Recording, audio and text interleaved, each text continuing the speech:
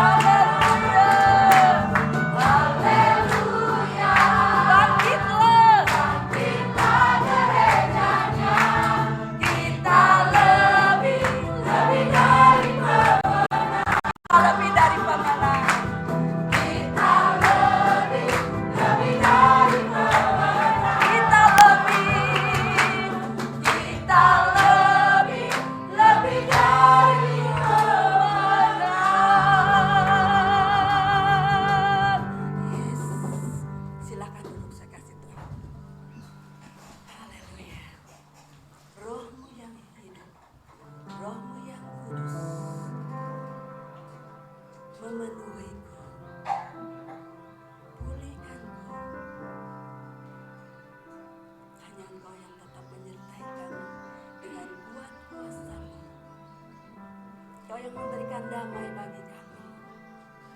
Engkau adalah Yesus Kristus Tuhan kami yang ada di dalam kerajaan surga, yang memberikan roh penolong, Roh Kudus bagi kami. Tuhan Yesus, kami siap terima kuasa-Mu. Kami siap terima urapan-Mu ya Bapa, untuk kami menjadi saksi-Mu dimanapun kami melangkah. Roh-Mu yang hidup penuhiku, mengalir dalamku, jiwaku tenang Tuhan, jiwaku tenang bersama-Mu, amin, dalam naungan-Mu. Roh-Mu yang kudus, Roh-Mu yang kudus, pulihkanku, Engkaulah damaiku. Ku hidup oleh anugerah-Mu, ku hidup oleh anugerah-Mu yang menyertaiku. Katakan, ku buka hati, yang menyertaiku, yang menyertaiku. Ku buka hati untuk jamahan-Mu, Yesus Tuhan, berserah penuh, amin, di hadirat-Mu. Kau ambil alih seluruh hidupku, di altar-Mu menyembah-Mu. Haleluya.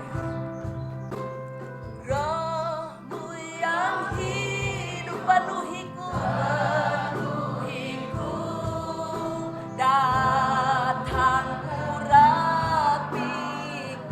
Ku terima kuasa-Mu, ku siap terima kuasa-Mu.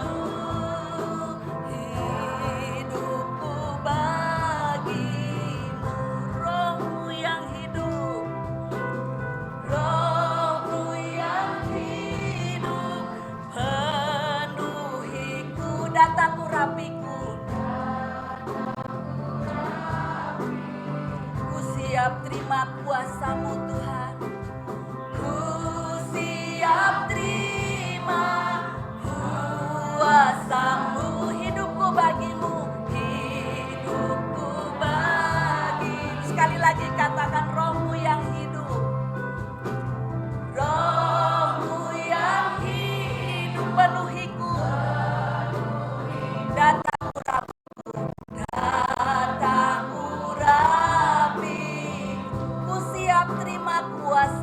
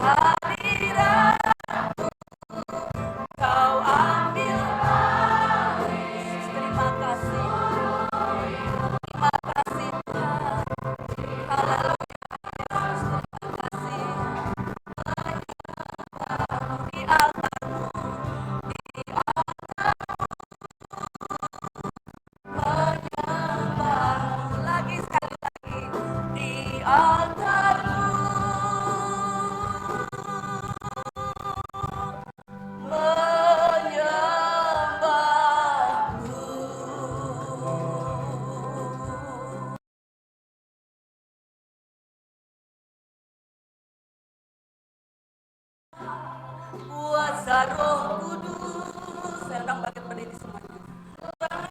Mengalirlah di tempat ini, mengalirlah Roh Kudus, urapiku, urapiku, mengalirlah, mengalirlah kuasa Roh Kudus,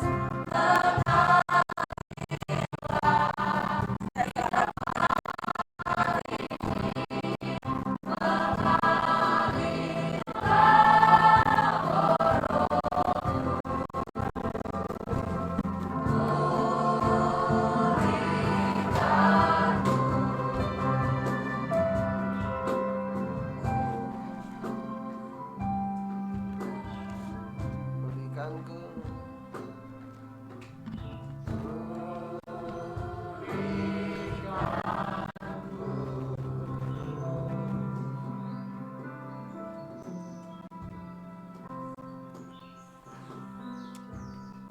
benar Tuhan, kami percaya Engkau Allah yang hadir di tengah umat Tuhan, di atas pujian, di atas firman-Mu. Saat ini kami berkumpul bersama-sama di rumah Tuhan, maupun kami yang ikut ibadah di dalam rumah kami masing-masing. Kami percaya Engkau Allah yang hidup, yang senantiasa menuntun hidupan kami. Roh-Mu yang kudus mengurapi kami, menjamah kami ketika kami mendengarkan firman Tuhan. Kami tahu bahwa kami lemah, kami tidak mampu, tapi dengan kuasa firman Tuhan Engkau yang membukakan, menyingkapkan rahasia kebenaran firman Tuhan yang menjadi pedoman bagi setiap kami yang mau beribadah di hari ini. Kami siap ya Tuhan, hati pikiran kami hanya dalam nama Tuhan Yesus Kristus. Haleluya. Amin. Sekarang duduk Bapak Ibu Saudara. Shalom. Ya, puji Tuhan kita boleh kembali beribadah kepada Tuhan dalam masa pandemik ya. Dan kita tahu bahwa kesempatan-kesempatan Tuhan senantiasa berikan, tapi terkadang kita tidak mengambil kesempatan itu ya. Selagi kita bisa beribadah, kita harus beribadah, sekalipun mungkin terbatas karena pencegahan penyebaran virus corona ya, tapi itu tidak menjadi satu penghalang ya. Selamat datang bagi yang baru hadir. Saudara, berita yang saat ini mungkin menjadi head news ya, berita yang terbaru adalah bagaimana konflik antara bangsa Israel dan Palestina ya, dan itu juga terambas di bangsa kita.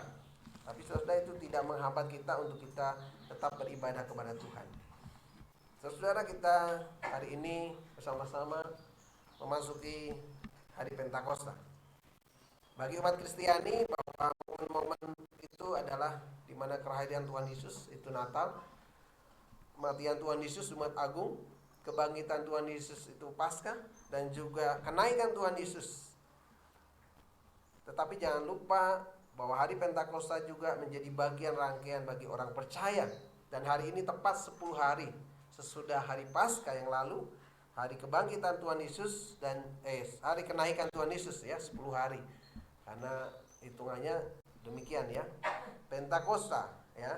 Apa artinya Pentakosta? Kita lihat bersama-sama saudara-saudara. Pentakosta ya berasal dari kata Yunani yaitu Pentekoste ya. Artinya ke-50 ya, penta. Ya, penta ya, 50. Ini berasal dari kata Yunani, dan istilah lain ini yang kalau kita tahu itu adalah Shavuot ya. Shavuot ini adalah kalimat bahasa Ibrani. Di dalam Ulangan 16 ayat 10 dikatakan demikian. Kemudian haruslah engkau merayakan hari raya 7 minggu bagi Tuhan Allahmu, sekadar persembahan sukarela yang akan kau berikan sesuai dengan berkat yang diberikan kepadamu oleh Tuhan Allahmu. Saudara, jadi bangsa Israel merayakan hari yang ke-7 minggu ya, ketika mereka merayakan sebuah panen, sebuah pesta. Nah, kita akan belajar sedikit sejenak beberapa sejarah saudara-saudara supaya kita bisa mengetahui 3 hari penting bagi bangsa Israel. Dan kita ini bukan menjadi pendukung, tapi firman Tuhan mengatakan bahwa 3 hari penting yang dirayakan orang Israel adalah hari raya Paskah.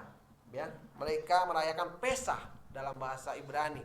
Hari di mana mereka memperingati keluarnya bangsa Israel dari tanah Mesir, tanah perbudakan. Dan ini terjadi sejarah tercatat di dalam Alkitab, dan juga orang-orang mengetahui akan hal ini bahwa Israel keluar dari tanah Mesir. Itulah hari raya Paskah atau Pesah. Yang kedua adalah hari raya Pentakosta, ya. Bagi bangsa Israel, hari raya ucapan syukur atas hasil panen gandum, ya, di mana dilakukan 7 minggu sesudah hari raya Paskah, ya. Ketika bangsa Israel keluar dari Mesir, mereka boleh merayakan hasil panen gandum, ya, dikatakan 7 minggu, ya. 7 minggu, ya. Kalau 1 minggu itu 7 hari, ya. Jadi kalau kalian sudah 7 minggu, 7 kali 7 49. Dia saya kemarin coba gitu. Tapi ke-50 harinya itu adalah Pentakosta. Dan hari yang ketiga sudah yang dirayakan oleh bagi bangsa Israel, orang Israel, adalah hari raya Pondok Daun, yaitu hari raya ucapan syukur atas semua hasil panen. Dan ini terus dikerjakan, dirayakan oleh oleh orang-orang Israel atau bangsa Israel. Yang kedua, saudara, kita akan melihat di mana 3 makna Pentakosta atau Zavut ini ada 3 hal. Ya, kalau kita coba mencari itu di ensiklopedia, ya, di kamus itu mengatakan yang pertama, hari Pentakosta, ya, di mana ini adalah dalam perjanjian lama disebut hari perayaan panen gandum. Ya, perayaan ini mengingatkan tentang Allah yang telah memberikan berkat berlimpah kepada umatnya, dan ini memberikan makna tentang bahwa Allah memelihara umatnya yang dikasihinya, sehingga umatnya mengucap syukur pada Tuhan. Ya, itu adalah makna dari Pentakosta. Hari yang lain, saudara-saudara, dalam perjanjian lama juga, hari Pentakosta adalah sebagai perayaan untuk memperingati peristiwa turunnya Taurat yang diberikan oleh Allah kepada Musa di Gunung Sinai. Dan ini tercatat juga di Alkitab, dan orang-orang pun mengakui tentang Nabi Musa yang menerima Taurat di Gunung Sinai.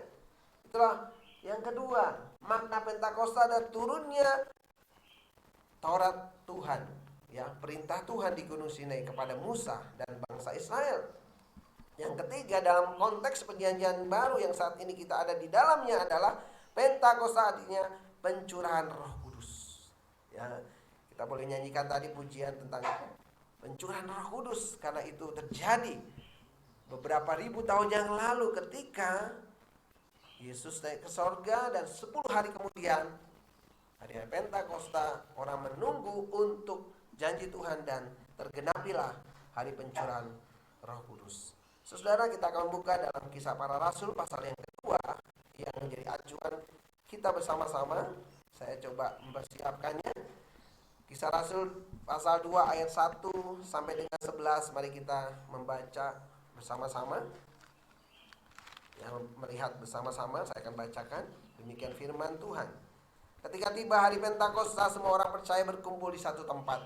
Tiba-tiba turunlah dari langit suatu bunyi seperti tiupan angin keras yang memenuhi seluruh rumah di mana mereka duduk. Dan tampaklah kepada mereka lidah-lidah seperti nyala api yang bertebaran dan hinggap pada mereka masing-masing. Maka penuhlah mereka dengan Roh Kudus. Lalu mereka mulai berkata-kata dalam bahasa-bahasa lain seperti yang diberikan oleh Roh itu kepada mereka untuk mengatakannya. Waktu itu di Yerusalem diam orang-orang Yahudi yang saleh dari segala bangsa di bawah kolong langit. Ketika turun bunyi itu, bergemuruhlah orang banyak. Mereka bingung karena mereka masing-masing mendengar rasul-rasul itu berkata-kata dalam bahasa mereka sendiri.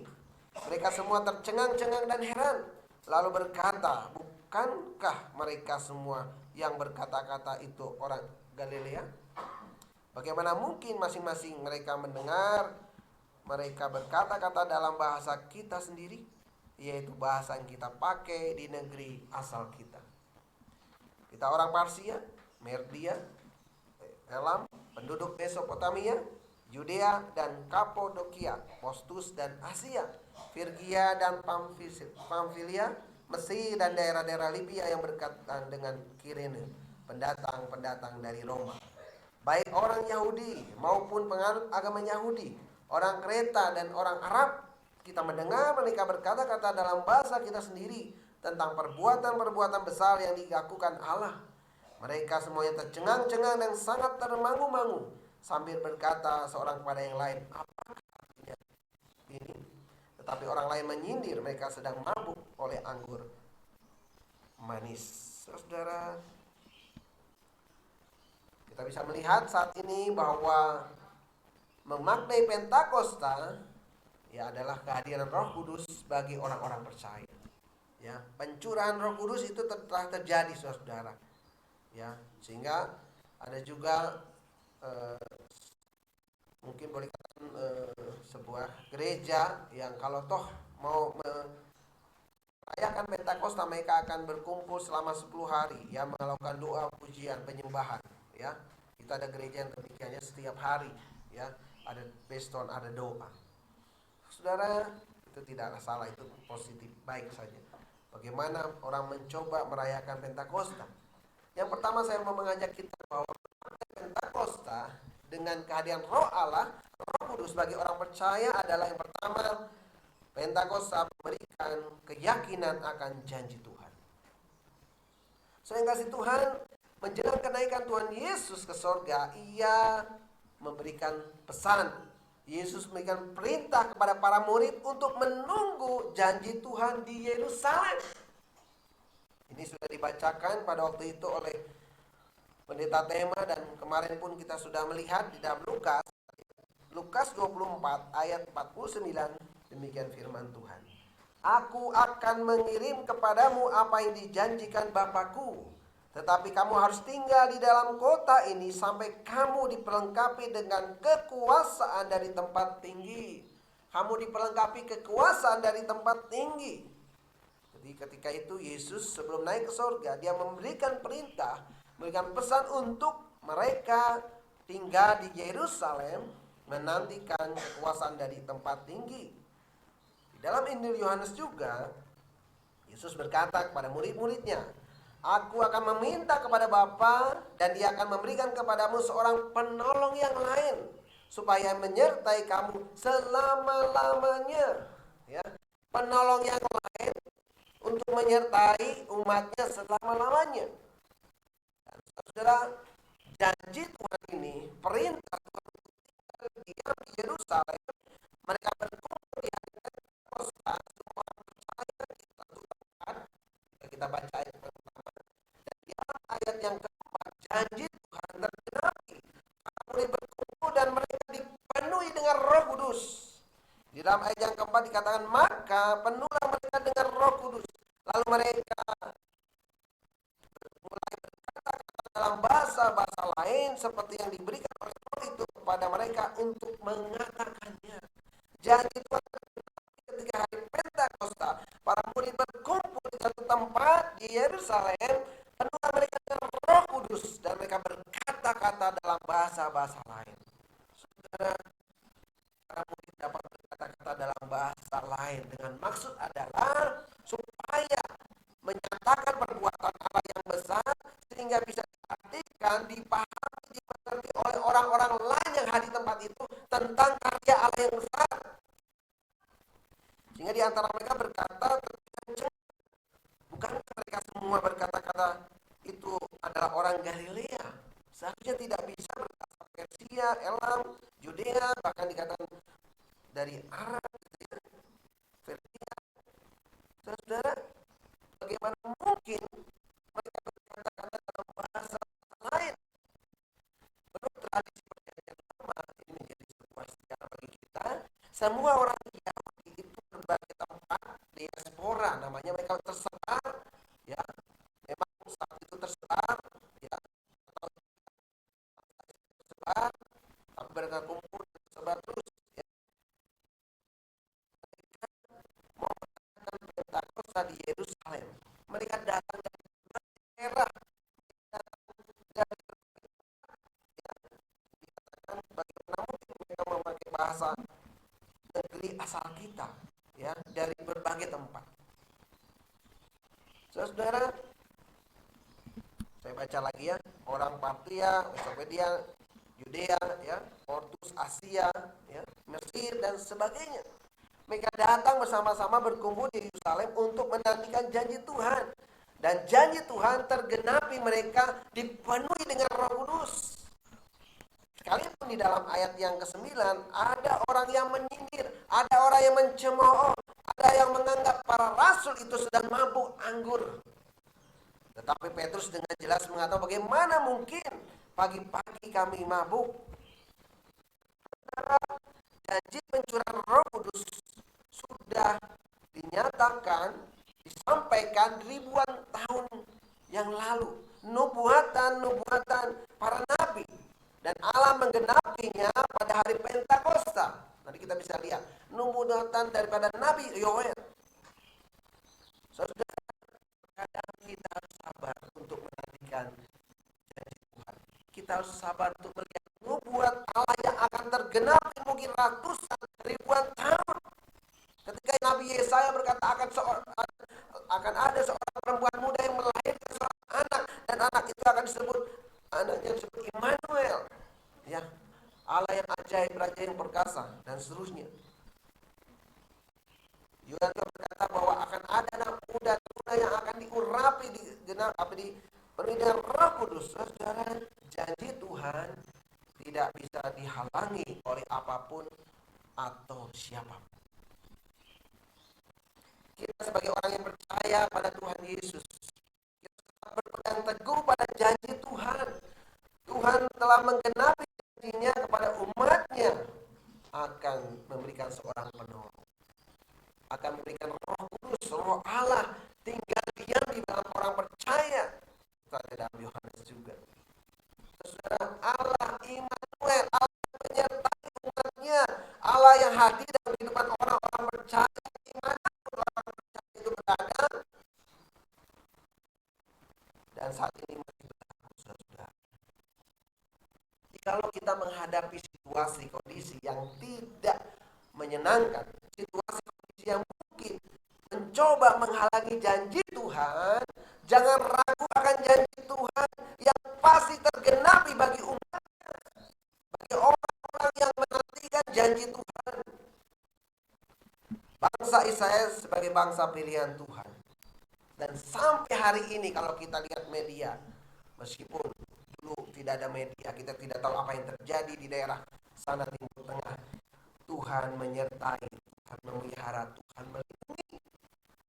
Kalau saya baca ya bahasa Indonesia, saya tahu apakah benar media mengatakan Perdana Menteri Benjamin Netanyahu berkata bahwa Daya Israel demikian, dan terakhir dikatakan, dan itu ada dalam Mazmur, Tuhan Israel menciptakan langit dan bumi, menjaga Israel tidak pernah tertidur, Tuhan Abraham, Ishak dan Yakub. Saudara, inilah janji Tuhan bagi umat pilihan Allah, inilah janji Tuhan bagi bangsa Israel, dan kita bisa melihat hal itu secara jelas, tidak bisa kita tutupi, ya. Betul, sudah di dalam Mazmur 121. Ia tak akan biarkan kakimu goyah, penjagamu tidak akan terlelap. Sesungguhnya tidak terlelap dan tidak tertidur penjaga Israel. Jadi kalau secara real, secara realita kita bisa melihat hal ini, berarti pun kita sama. Kita percaya akan janji Tuhan yang menyertai kita sebagai orang yang percaya pada Yesus Kristus, yang akan memberikan seorang penolong yang menyertai kita selama-lamanya. Saudara, peristiwa Pentakosta juga menghadirkan gereja. Peristiwa Pentakosta menghadirkan persekutuan orang-orang percaya di tengah-tengah dunia ini.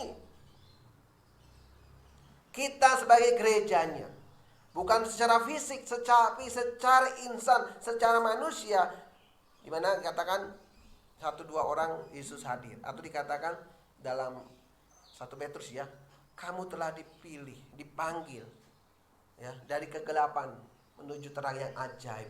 Kita ada persekutuan orang-orang percaya, dan itulah awal mula gereja terjadi. Turunnya Roh Kudus yang dijanjikan Tuhan Yesus atas gereja, menjadikan persekutuan orang percaya itu dipersatukan dari berbagai bahasa, dari berbagai bangsa, dari berbagai ras, suku. Boleh katakan di mana berkumpul bersama-sama dan oleh Roh Kudus.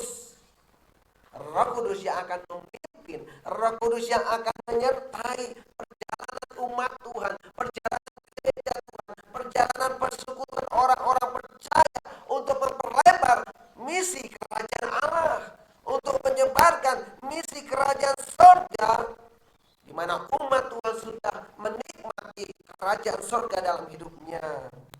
Dan juga saudara, dengan Roh Kudus ini mempersatukan umat sekali lagi dari berbagai bangsa di seluruh dunia, saudara-saudara. Kita sebagai orang-orang percaya Yesus, kita tidak sendiri. Meskipun ada di suatu tempat komunitas yang mungkin secara hitungan jumlah kecil, tetapi kalau dihitung lebih luas lagi, banyak orang-orang yang masih memegang imannya di dalam Yesus Kristus. Saudara, sebagai orang percaya pada Tuhan Yesus, kita bersyukur. Karena hari Pentakosta ini adalah penggenapan janji Tuhan. Kita percaya kehadiran Roh Kudus akan memimpin kehidupan kita, orang yang percaya pada Tuhan Yesus.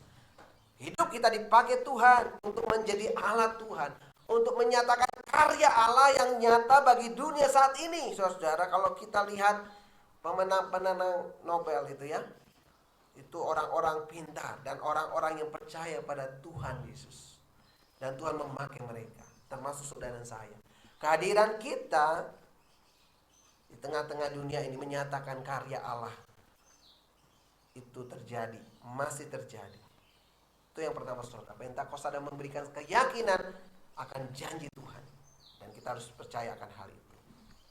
Hal yang kedua, saudara-saudara, maknai Pentakosta bagi kita adalah bahwa Pentakosta memberikan semangat untuk memberitakan perbuatan besar Allah. Ya. Kalau kita lihat di bacaan di sini ya,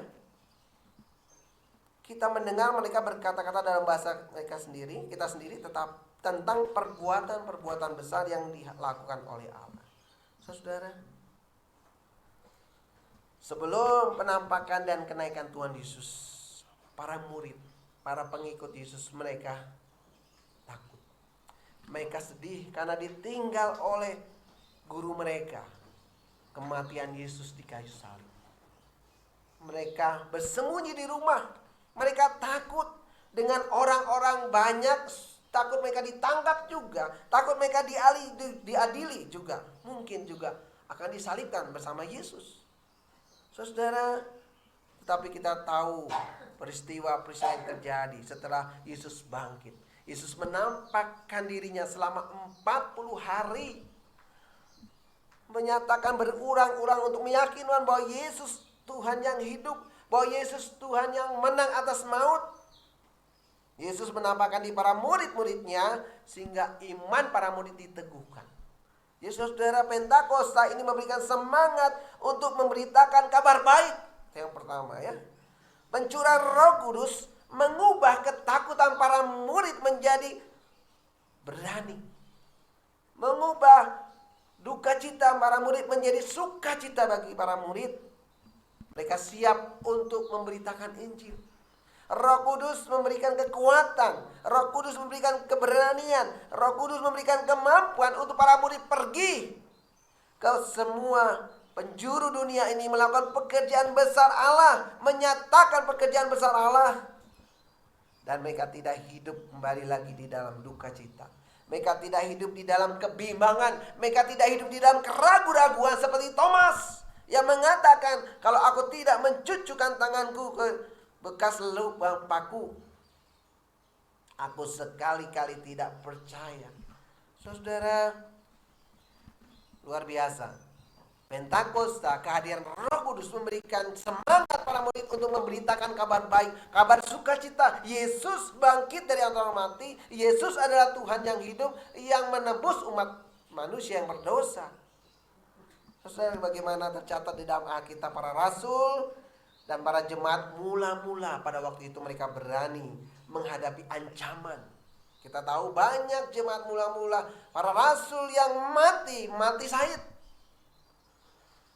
Kalau kita mungkin mikir dua kali, ada tawaran sedikit jabatan, ada tawaran sedikit pasangan kekasih, kita tinggalkan iman.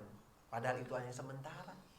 Kita Kita di dunia ini hanya berapa tahun? Tidak lebih dari 100 tahun. Karena usia pada waktu itu Musa 120 ya. Yosua 110 mungkin ya, dan itu tidak ada lagi yang melebihi. Ya mungkin kemarin ada yang 100 ya. Kalau kita dengar di Indonesia ketika divaksin ada bapak-bapak atau ibu satu-satu. Wah, atau ibu ya, satu dari sekian ribuan. Saudara, sungguh kehadiran Allah memberikan dampak bagi orang percaya. Kehadiran Roh Kudus memberikan dampak bagi apa? Diberikannya kuasa menjadi saksiku di Yerusalem, Yudea, Samaria dan seterusnya. Nah, kita lihat saudara ayatnya ya. Kita lihat di dalam Kisah Rasul 1 ayat yang ke-8 demikian berkata, tetapi kamu akan menerima kuasa kalau Roh Kudus turun ke atas kamu, dan kamu di Yerusalem, di seluruh Yudea dan Samaria dan sampai ke ujung bumi. Saudara, jikalau Roh Kudus turun ke atas kamu, ke atas kita orang-orang percaya, kita akan menjadi saksi Tuhan di Yerusalem, di Yudea, Samaria sampai ke ujung bumi. Bahkan saudara, di dalam Matius ketika Yesus juga memberikan perintah agung, memberikan amanat agung, dia berkata, karena itu pergilah, jadikanlah semua bangsa muridku dan baptislah mereka dalam nama Bapa dan Anak dan Roh Kudus. Yesus mau kita menjadi saksi Tuhan. Yesus mau kita menceritakan kabar baik di mana keselamatan di dalam Yesus ada keselamatan yang kekal, keselamatan yang bisa dinikmati oleh setiap kita yang mau percaya kepada Dia. Karena Yesus berkata, ya, akulah jalan dan kebenaran dan hidup. Tidak seorang pun sampai kepada Bapa tanpa melalui aku. Dan keselamatan tidak ada di dalam siapa pun juga di bawah kolong langit, ada di dalam Yesus Kristus. Kisah Rasul 4 ayat 12. Yohanes 3:16, akulah akan begitu besar kasih Allah ke dunia ini sehingga setiap orang percaya kepadanya, pada Tuhan Yesus, maka dia tidak binasa. Karena dia telah memberikan ayat. Saudara, saya tidak akan jelas ya rincian, tapi intinya itu ayat-ayat demikian. Dan saudara harus bisa hanya menghafal, menghayati. Apakah betul saya percaya Yesus sampai hari ini? Yesus dari Nazaret, Yesus Kristus, bukan Yesus yang lain. Ada banyak ya, dari Filipina, dari Amerika Latin. Saudara, setiap orang percaya seharusnya menjadi saksi untuk memberitakan Injil kepada semua orang sampai kedatangan Kristus yang kedua kali. Roh Kudus melengkapi umatnya. Roh Kudus mengutus orang percaya ke seluruh dunia untuk memberitakan kabar baik. Ya, dikatakan Yerusalem, Yudea, Samaria sampai ke ujung bumi. Wah, saya belum pernah ke ujung bumi ya. Ujung bumi di mana ya? Di kutub utara. Di Antartika, di mana? Sudah ujung bumi di mana Tuhan tempatkan kita itu ujung bumi, saudara. Itu bisa menafsirkan demikian. Karena belum tentu kita ada kesempatan untuk pergi keluar jauh, tapi di mana kita berada itulah di mana kamu bisa menyatakan Kristus. Ya, kalau sekarang sih kita bisa ya dengan alat ini kita bisa menyiarkan jauh. Ya, kalau di sana ada sinyal juga ya. Sama-sama ada sinyal ya. Nanti kalau ada 4G ya, bukan 5G ya, 5 itu. Nanti nggak usah ada lagi ya, nggak ada sinyal, itu langsung saudara. Tunggu, tak lagi ya, teknologi makin canggih. Tapi tantangan hidup juga makin banyak ya. Dan dosa juga semakin merajalela kalau dia tidak takut akan Tuhan. Saudara, kembali lagi bahwa kehadiran Allah, kehadiran Roh Allah memberikan semangat untuk melayani, memberikan semangat untuk memberitakan kabar baik. Jangan pernah mendiamkan Roh Kudus yang ada di dalam diri kita. Saudara percaya kepada Yesus? Itu karena Roh Allah yang menyatakannya, bukan siapa-siapa. Kalau saya mengaku Yesus sebagai Tuhan, karena Roh Allah yang diri kita menggerakkan kita, dan itu ada anugerah yang Tuhan berikan. Saudara, jangan diangkat Roh Kudus yang ada di dalam diri. Berikan keleluasaan untuk dia bekerja. Saudara, kalau kita diingatkan sesuatu yang dilarang, itu sebenarnya Roh Allah sedang berkata, jangan. Sekali aja. Sekali aja. Besok jangan, sekali lagi ya. Sama anak-anak itu ya, kadang-kadang mama minta izinnya, terus saja izin. Ya, itulah mungkin Allah yang penuh murah hati. Tapi sekali waktu ya kesempatan ini ditutup. 1 Petrus ya. Kenapa orang diberikan kesempatan untuk bertobat kembali kepada Tuhan? Saudara, Berikanlah kekuasaan Roh Allah yang bekerja dalam diri kita untuk memimpin kita, untuk menyertai setiap apa yang kita kerjakan, setiap pelayanan yang kita lakukan, saudara. Jadi saya coba menggambarkan bahwa media sosial saat ini, media sosial bukan hanya HP ya, apalagi YouTube ya. Apa namanya media sosial? Ada yang tahu ya? Email dan apa. Nah, saudara itu netral sebenarnya. Netral tahu ya?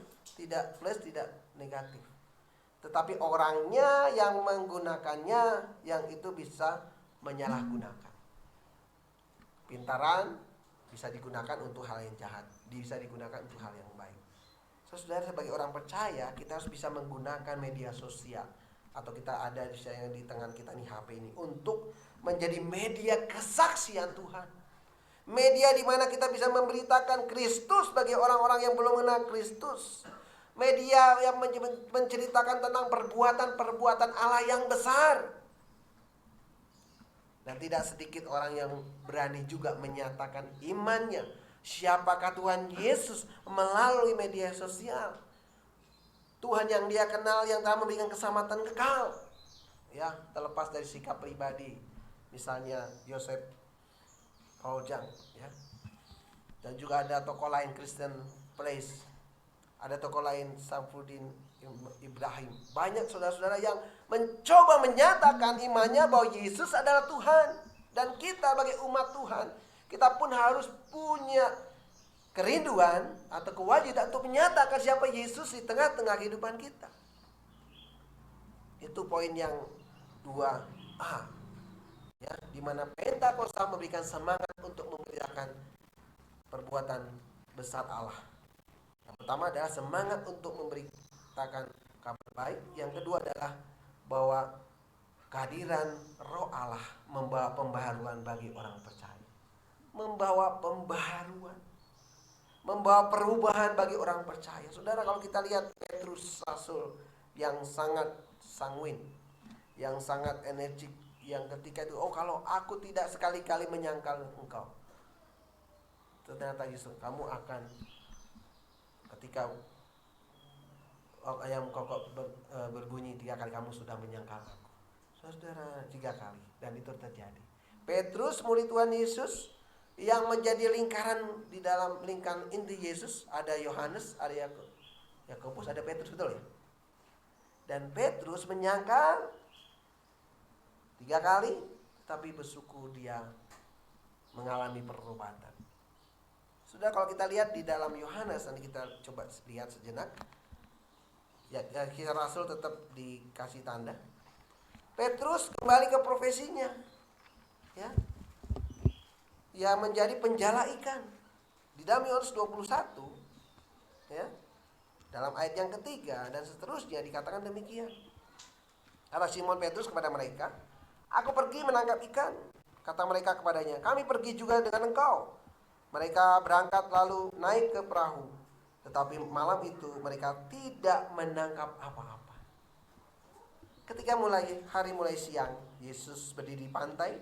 Akan tetapi murid-murid itu tidak tahu bahwa itu adalah Yesus. Kata Yesus kepada mereka, hei anak-anak, adakah kamu mempunyai lauk pauk? Jawab mereka, tidak ada. Ya. Oke, maka kata Yesus kepada mereka, tebarkanlah jalamu di sebelah kanan perahu, maka akan kamu peroleh.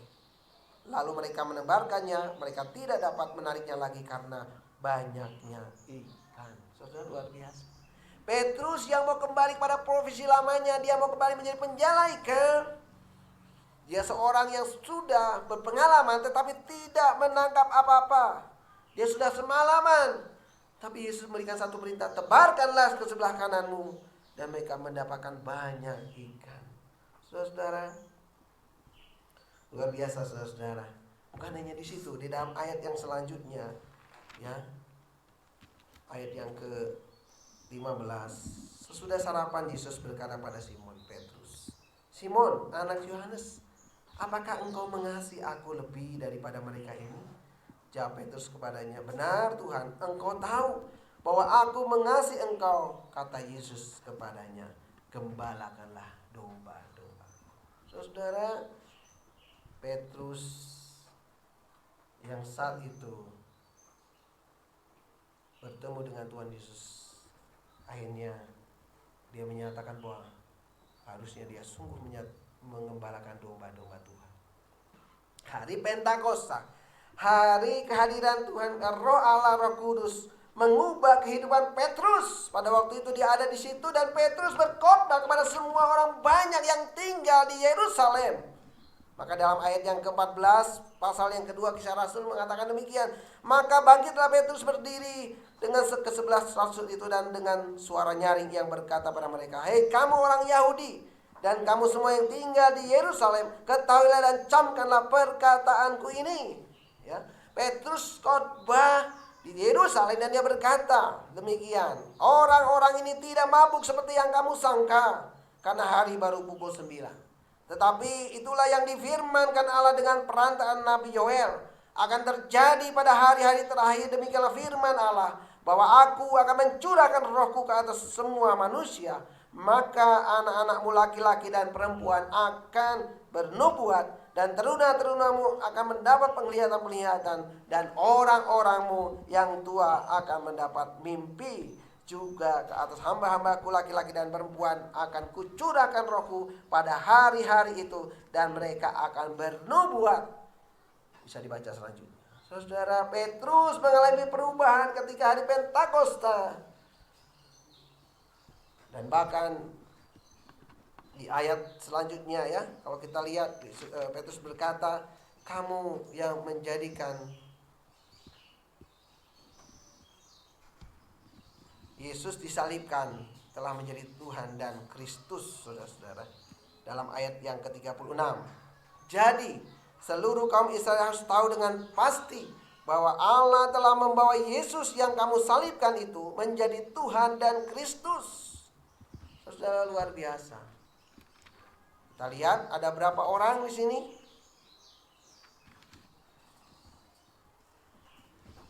Ada 3.000 orang yang akhirnya bertobat, memberi diri dibaptis. Kita lihat dalam ayat yang ke-41 ya. Bagian terakhir, jumlah mereka bertambah kira-kira 3.000 jiwa. 3.000 jiwa. Bahkan di dalam pasal keempat, ayat yang keempat, saya bacakan, dikatakan, "Tetapi di antara mereka mendengar ajaran banyak yang menjadi percaya, sehingga jumlah mereka menjadi kira-kira 5.000 orang laki-laki." Saudara, hari Pentakosta mengubah hidup Petrus. Hari Pentakosta juga menobatkan banyak orang untuk percaya mengenal Yesus secara pribadi. Saudara, itulah pribadi Petrus yang mengalami pembaharuan.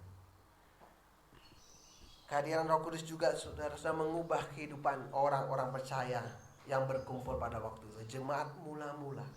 Kalau kita lihat tadi dalam ayat yang ke-41, orang-orang yang menerima perkataan itu memberi diri baptis, dan pada hari itu jumlah mereka bertambah kira-kira 3.000 jiwa.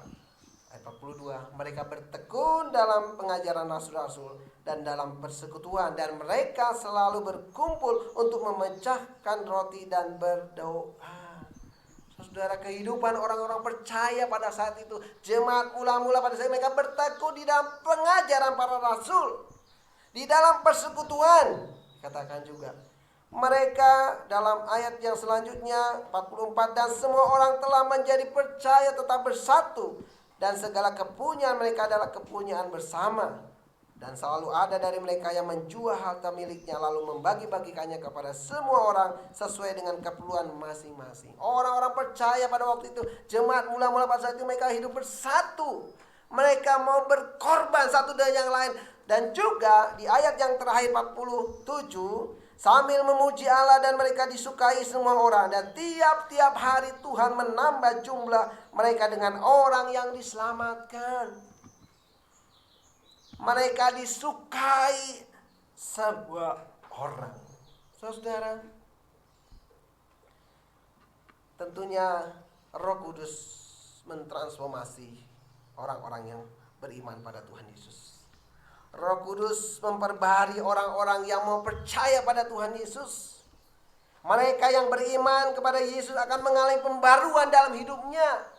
Mereka yang meninggal, mereka yang percaya pada Yesus akan meninggalkan hidup yang lama dan hidup di dalam hidup yang baru.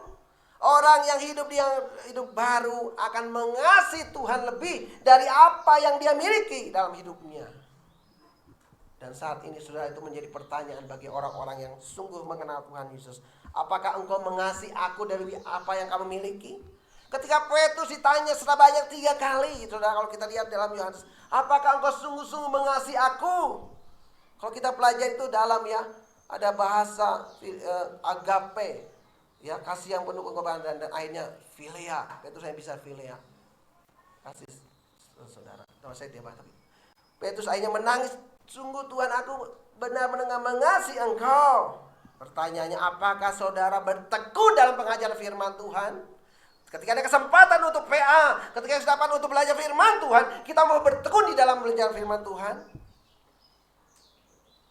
Waktu kita habiskan dengan main-main yang lain, mungkin game, darkol dan sebagainya. Apakah ada waktu untuk menikmati pengajaran firman Tuhan? Di dalam persekutuan, apakah kita masih setia di dalam persekutuan? Ketika ada kelompok-kelompok keluarga, ada persekutuan secara online yang dilakukan oleh gereja untuk menjangkau orang-orang yang mungkin tidak ada waktu untuk datang ke gereja, tapi ada waktu untuk mendengarkan firman Tuhan, untuk bersekutu bersama, berdoa bersama-sama. Apakah kita mengambil itu, saudara? Jemaat mula-mula mereka bertekun dalam pengajaran para rasul, mereka bersekutu, mereka berdoa, saudara. Dan bahkan mereka memperhatikan satu dengan yang lain, mereka berkorban satu dengan yang lain. Hal ini harus dimulai dari keluarga. Persekutuan yang minim. Dan keluarga adalah lembaga yang diciptakan oleh Tuhan, yang dibentuk oleh Tuhan. Dari keluarga sendiri tidak ada komunikasi untuk berdoa bersama. Tidak ada kerinduan untuk membaca Alkitab bersama. Tidak ada kerinduan untuk bersekutu bersama. Bagaimana mungkin itu memberi pengaruh kepada lingkung lebih luas lagi, saudara. Keluarga sehat, gereja sehat, dan negara sehat, bangsa sehat, masyarakat sehat. Saudara, apakah kita mau menjaga kehidupan kita berkenan di hadapan Tuhan? Jikalau kita menjaga hidup kita berkenan di hadapan Tuhan, maka sebagaimana jemaat mula-mula dikatakan, mereka disukai semua orang. Apakah hidup kita disukai oleh orang lain? Terlepas orang itu anti dengan iman kita, tetapi apakah kita menunjukkan kesaksian yang hidup? Melalui perkataan kita, melalui perbuatan kita, melalui apa yang kita kerjakan dalam hidup ini. Karena hidup ini sementara, saudara. Meskipun Anda masih muda, meskipun Anda masih anak-anak, hidup itu pendek. Hidup kita adalah setelah kita lahir baru.